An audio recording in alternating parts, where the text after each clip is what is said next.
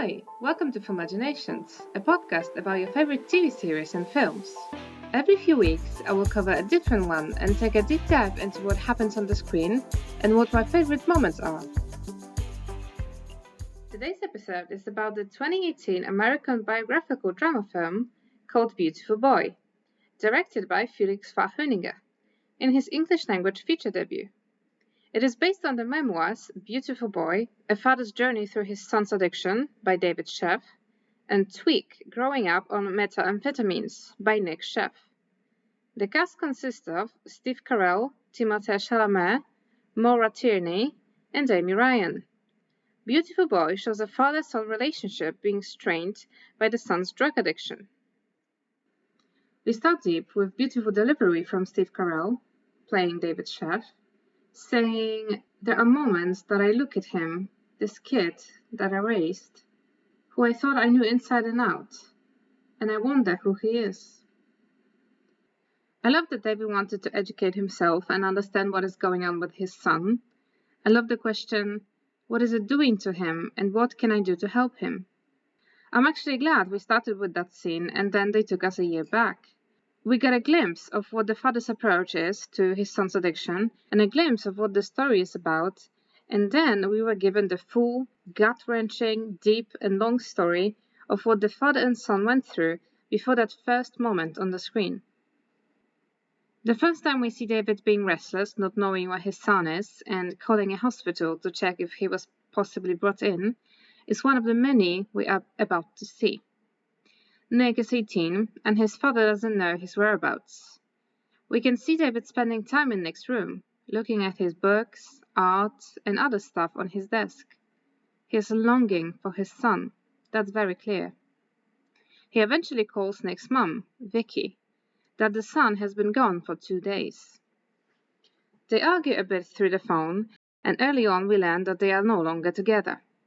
David lives with his new partner, Karen, and is a primary parent for his son. Vicky lives in a different state. Karen can be seen comforting David. She knows how heavy his heart is at the moment. She's also affected by this situation, but in a different way than her husband. He is grieving the son he knew, and the future he probably always imagined with him. His son is now an addict, and most times than not is unrecognizable, but David never gives up on him. We have a very beautiful jump from David and Karen's hug to young Nick meeting and holding his sibling for the first time, Jasper, son of Karen and David. He was very sweet and gentle with him. Later we learn that David and Karen have 2 young kids in total, Jasper and Daisy. A few days after David was worrying about his son disappearing, he finds Nick's car with a broken headlight on his property, and him sleeping in his old bedroom. Nick is pale and looks sick and tells his dad he just needs to sleep.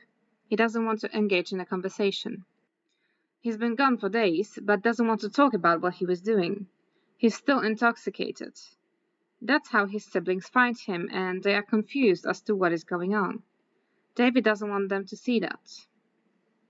Next thing we see is David driving Nick to a facility that deals with addiction. Nick, as you would expect, claims it was a one-time mistake and he learned his lesson, and it won't happen again. He points out that he's 18 and cannot be forced into going there. David speaks softly to him and tries to explain why it would be important for Nick to get help. Nick eventually agrees, and they go in. Someone from the facility explains to David that Nick needs immediate help, and that he is in denial, which is very dangerous. Nick gets admitted, and of course his dad had to pay for the treatment, which I'm sure wasn't cheap. At this point we can see Nick and David are close, and Nick is willing to go through the treatment for his dad, even though he really doesn't want to. We jump to a scene from before addiction, when Nick is a teenager, and David points out that Nick stays in his room a lot. He hardly ever comes out. They discuss Nick feeling alienated and isolated, and his father assures him that it will pass. Nick doesn't feel comforted with those words, though. However, he apologizes for stating that in a hurtful way. We can see the conflict in this scene really well on both their faces.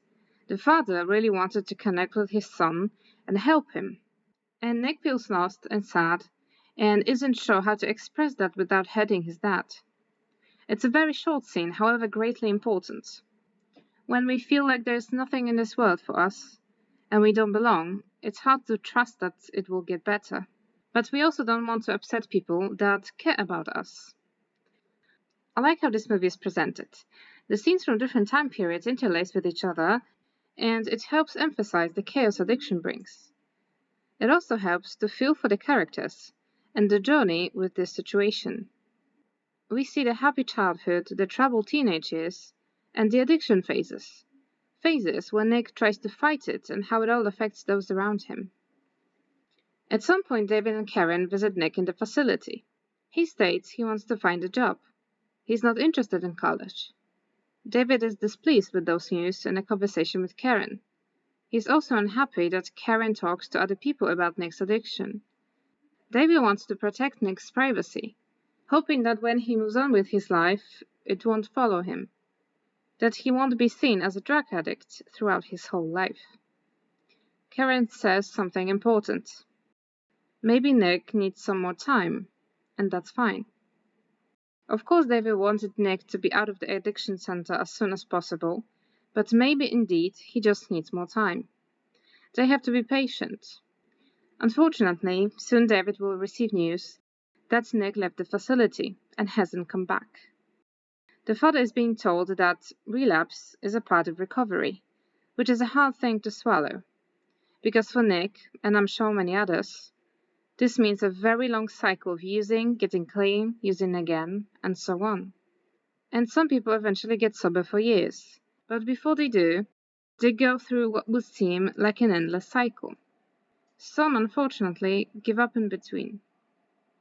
It hurts to hear what David is hearing, and it hurts to see how hard it is on him. He puts a lot of effort into keeping his son clean, and now the cycle starts again. As the facility informs him, they are not responsible for Nick outside of the walls. He goes looking for his son. It's pouring rain, and instead of spending time with his family, he drives around hoping to see Nick somewhere. I love how we have a quick jump to them in the car when Nick was younger, enjoying some music and Nick being happy. I'm sure these memories will haunt David to the day he dies. Where is his happy boy now?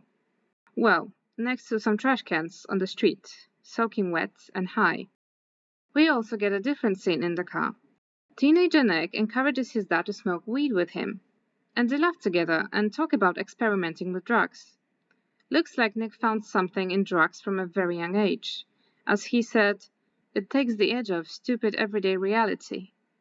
This is a very heavy statement suggesting that Nick sees life as mostly meaningless. His dad asks him what is stupid about life, and is concerned that his son will actually believe in those words. We jump to Nick being admitted to an addiction facility once more. Now the topic of crystal meth is already on the table. Nick comes clean and says he always liked drugs and alcohol, and he's been using for years. Dad needs to know why crystal meth. Nick says something important. When he tried it, he felt better than he ever had. Simple as that. It felt too good to give up. I love how Karen is involved in Nick's life through it all. She's always there, not only for her husband, but also for Nick. She sits next to him on the bed and listens to him. She is present in what's happening with Nick. David is pushing for why, because he is unable to understand what happened with his son. He needs to make sense to the whole situation. There is no good explanation, though. There isn't a logical reason. Nick explains that he felt the disappointment from his father, with him not going to college, for example. David's voice breaks because, yes, he is disappointed that this is how Nick's life looks like now, driven by addiction. He lost things he liked to do and all of that, and his sense of being. His father believes he will find himself again, that it's not too late. I love the performance delivered by Steve and Timothée. Nick's crying, the panic in David's voice, the emotions running high to emphasize the importance of the relationship and the urgency and difficulty of the situation. One night, Nick calls his dad saying he thinks about going to college and sounds really hopeful about it, that he can actually make it. David is smiling at that. He had the son he was missing through the phone. We can see them together in Nick's dorm room. It seems like at the moment they feel everything will be alright. I love when throughout the movie they say everything to each other, something they started doing when Nick was young. It's one word that means a lot. Well, everything. I love the poem Let It Unfold You by Charles Bukowski that Nick reads during one of his classes. I actually read the whole thing and it touched me deeply. I like how they showed Nick's family having fun and finding joy in the little moments while he was reading the very deep and dark poem. When he finishes, there's a girl looking at him with longing eyes. He definitely got her attention. We jump to them already dating and they seem really happy together. In general, it seems that Nick is enjoying his life and that maybe he finally found his place in the world. However, when he goes to the bathroom at his girlfriend's house, he starts going through the medicine cabinet. He takes something and just goes back to the dinner table. I love how camera focuses on Nick, caging in on him during the dinner table scene. People are chatting around him, laughing, etc., but he is sitting there, feeling lost and alone, and everything else is just background noise. He is not a part of that laughter and happiness, and the camera focus shows that really well. He is lost in his own world, unable to be present with other people. He fakes it a bit, just to pretend that he is in fact listening. He puts on a show, but seems like he feels empty inside. Unfortunately, it all ends with Nick researching self-injection with drugs, and we can see him doing it a bit later. Again, incredible delivery by Timothée. We can see when the drugs start to work just by his face and body expressions. And the state of intoxication is also very well shown. Nick is high and disconnected from the reality once more. Unbeknownst to his family, of course. He comes home to a very warm welcome by his dad and his siblings. They love him dearly. They have lovely dinner and have a great time all together. Although at night, Nick asks to borrow a car to go to an AA meeting. And as we could have predicted, he was lying. We see him driving under influence and somehow he makes it home in one piece. We see a very upsetting situation unfolding in the morning when Jasper's money goes missing. David confronts Nick about it, and as much as I want to believe Nick, I can't. I'm sure he took it and probably used it to buy drugs the night before. Nick gets angry and starts acting weird, and his dad is now questioning whether he is even sober during that conversation. Nick is raising his voice and swearing and lying, of course, but it's clear he's using again. Whether or not he is sober at that moment, he is without doubt involved with drugs again. I love how Timothée can show the different states Nick is in throughout the whole movie. It's incredible. Nick starts packing his stuff up. He knows he's using, but didn't want to be confronted about it and mostly didn't want to be lectured or forced to get sober. He desperately wants to leave before more accusations come. He's really nasty towards Karen and David right before he leaves. To him, it feels like they have it in for him. David gets mad at Nick blaming them. They just want to help. Steve is also amazing with his delivery. He raises his voice, but there's a clear panic and hurt in it. Karen is supporting David in all of this, but it's hard. Nick's actions affect everyone in the family, including his little siblings. David sits in Nick's room, trying to get it all in, his worldview and the pain his son is feeling. He sees his son's drawings with commentary, and they are very dark and concerning. There are two particular statements that stand out. 1. When I discovered drugs, my world went from black and white to technicolor. I can never give that up. So I tell people what they want to hear. 2. The more I use, the more I do things I am ashamed of. And the more I use, so I never have to face that. Very powerful statements that show how much Nick needs drugs and how much of an endless cycle this is. A cycle that is also pointed out to David when he asks about crystal meth. A cycle from which the user might not be able to escape from. Not unwilling, but unable due to what meth does to the brain. David spends lots of time reading and educating himself, hoping to understand as much as possible and maybe in the end being able to help his son. He wants to have hope, even though there isn't much left. I was not expecting David to take drugs himself, but I guess it fits the journey he has been going through, with just trying to understand. David goes to see his son in a diner, and we have a very lovely throwback to when they were sitting there when Nick was young. Happy times that David will cherish forever. When Nick arrives at the diner, he is high and he asks for money right away, but his father is not going to give anything to him. He is, however, asking him to come home. As expected, it all ends with Nick blaming his dad, them arguing, and Nick leaving. Something that caught my attention in that conversation is David acknowledging that Nick is not being himself, and Nick stating that this is him, this is who he is now. Drugs changed him, but I had hope while watching the movie that Nick will find himself again, the self that is not using and lying and cheating and hurting everyone around him. I cried when Nick's siblings started asking about him and trying to understand, in their own words, what is happening. Why is their big brother not home, and why can't they call him? There is so much hurt present in the family, even when nothing is being said. When David and Karen are sitting in the home office in silence, there is so much said through the body language.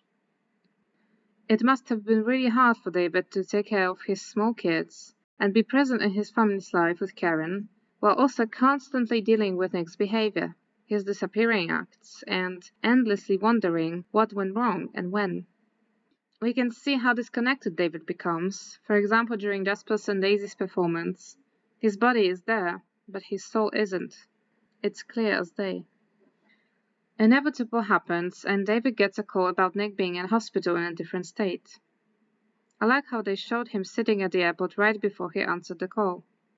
A hint as to what the call is going to be about. Things get worse when David finally gets to the hospital, and Nick is not there. He checked out against the doctor's orders. What now? David goes back to the airport, but thankfully gets a call from Nick before going home. They check into a hotel, and we get yet another beautiful scene jump. David is stroking his adult son's hair, and suddenly we are taken to him doing so while putting young Nick to sleep. It shows the deep bond parents have with their children, and how they always want to care for them, how they always worry about them, and how they always love them, no matter what. Now Vicky, Nick's mother, takes over caring for him during his yet another attempt at getting sober. She gets emotional with him. She's worried about him. Nick moves in with her for the time being. We see him in a meeting saying no matter what he would put into his body, it was never enough. And that someone in the hospital told him alcohol and drugs have been his way of solving the problems, not the problem itself. Nick states that he wants to get sober and learn how to live with himself. Once again, I believed that he would be able to do that. He comes home to his dad, and hopefully this time things will be different. I love the reunion with his siblings and Karen. They all love him so much. He plays with Jasper and Daisy, and a bit of normality sneaks into their lives. However, they are all aware of the situation at hand, and David asks Nick to take a drug test when he comes back late after being out. He needs to control the situation. It got out of hand way too many times. It's not easy to ask your own son for that, but I understand. He lied so many times in the past that it's hard to fully trust his words on that matter. When he's leaving his father's home, he looks like he's contemplating his sober life and who he is. I love the song choice when he's in the car, Wise Blood by Zola Jesus. It matches the contemplative state of Nick's mind. We have a beautiful moment of Nick graduating thrown in between the car journey shots. It's clear that Nick accomplished a lot and made his family proud, yet it doesn't stop him from feeling lost and questioning what this sober life is for. Because life is hard, and it's hard not to have moments of doubt with one's choices. But the dangerous thing is that Nick already tasted something that numbs the pain when life gets hard, and understandably it comes back to him over and over again. He feels like using and stops the car to take a breath. Truth is letting your emotions exist without trying to escape them, especially the ones that doubt what you're doing with your life, is extremely hard. Nick sees the escape in drugs. Whenever those really good emotions fade, he feels the need to use to keep having this really high, fun experience in life. Unfortunately, life is not all about good moments, it's also full of those difficult ones that make us break. Nick calls his sponsor. He's well aware that he's doing this to himself, and it's his choice, but at this time he feels like fucking up again. He goes to town, drinks, finds an old girlfriend, and buys drugs to use with her. They get high and have a fun night together. However, in the morning, Nick can be seen crying and clearly regretting his previous actions. With one stupid decision, he has thrown away so many days of hard work to get sober. Additionally, his dad calls him to tell him he's there for him. And that must have hurt so much, to know that he disappointed him again. David knows something is wrong. Nick is not picking up his phone, hasn't been seen at work, and his mom doesn't know where he is. They argue about the responsibility of caring for Nick, and we can see how the cycle starts again. Happy time is over, and family is suffering once more. And oh, how I love the scene that unfolds in Karen and David's bedroom. David wants to go and find his son, but Karen needs him to stay. And something very important is said. David needs to help his son, but he doesn't know how to. And Karen says he can't. It's a difficult thing to swallow. No matter how many times David tries to help, it doesn't last. So he stays home, goes on with his life, but it's clear he can't stop thinking about Nick and whether he's even alive now. And one day there's a call home that no one answers, and Nick shows up with his girlfriend to use the house while they're away. He can't find the spare key, so he breaks one of the doors, desperate to get in. While going through his father's office, he finds pieces of paper with his dad's words about him and the whole situation they're in. Last words on the paper being, "Tell him I miss him." It must have hurt reading that. So while Nick is hurting at his father's house, his father is visibly hurting while spending time with his wife and his other kids. The situation intensifies when Nick's family comes home while Nick and his girlfriend are still there. They run out, but Jasper sees them and tells Karen. Now Nick is panicking. He manages to get away in his car, but David and Karen see him driving away. Karen, in a spur of the moment, drives up to him. She's crying, and she eventually stops. Her two young kids are locked at home, not knowing what's going on, and she's chasing her husband's son that just broke into the home and stole a couple things. But she's doing that to talk to him, maybe to yell at him, maybe to hug him. It's such a gut-wrenching moment. They all want their Nick back, and Karen knows how much David needs his son, and how much she wants her husband to stop suffering. The intensity of the moment doesn't pass as we jump to Nick giving CPR to his girlfriend who just OD'd. She's alive, but needs to be taken to the hospital even though of course she doesn't want to. Nick can barely breathe, taking in what just happened. He sees the ambulance drive away and calls his dad. He wants to come home and get clean again, but this time David declines. He's had enough. He needs to think about his family, and Nick has been destroying it for years. It must have been the hardest thing for David to say, but in that moment he had to. He had to choose this time. His son begs him, but he stays strong and tells him to call his sponsor and get help. There's nothing David can do for him now. He can't help him. They say their "I love yous," and David hangs up before he breaks and takes Nick back. He breaks down after the phone call. I cried so much during that scene. It was so heartbreaking.